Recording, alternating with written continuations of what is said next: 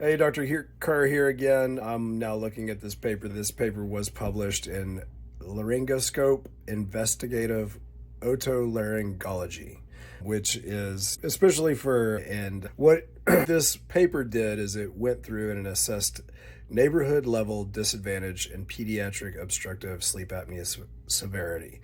So what we're seeing this trend of children becoming obese and then having sleep apnea. And so the idea is, how can we prevent this from happening? Because sleep apnea is such a devastating disease, it gives you a higher risk for dementia, Alzheimer's, heart attack, stroke, all those things. And that's kind of down the road, but more specifically, it increases the risk of type 2 diabetes. And so I think there's a lot of forethought in trying to figure out, well, how can we prevent this in happening, especially in our younger children, which we're starting to see with the rise of obese children. We're starting to see also a rise of pediatric obstructive sleep apnea. And so this was a case-controlled study. They went in and looked at 249 students. They found that the grand majority, 70% of them, are socially disadvantaged. And there's significance there in that individuals that are less likely to have proper nutrition are more likely to have more obese children. There will be a downstream consequence of further, more intense medical necessity need due to disease, the increased rate of disease.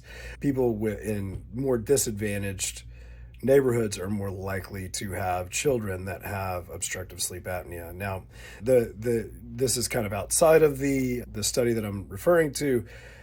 When children are snoring, when children are obese, or when children do gasp for breath at nighttime, our current only bullet is to get and remove the tonsils and adenoids, as well as possibly do some orthodontic maxillary expansion or upper jaw expansion. And so if you have anybody that you know could have a child that has sleep apnea, or if you have a child that has sleep apnea or maybe has sleep apnea, please reach out to me. I'd love to speak about it, and we can get them treated. When it comes to, if there's a decision between whether or not to get tonsils and adenoids removed or whether or not your child has sleep apnea, I would say the lesser of two evils is the removal of the tonsils and adenoids.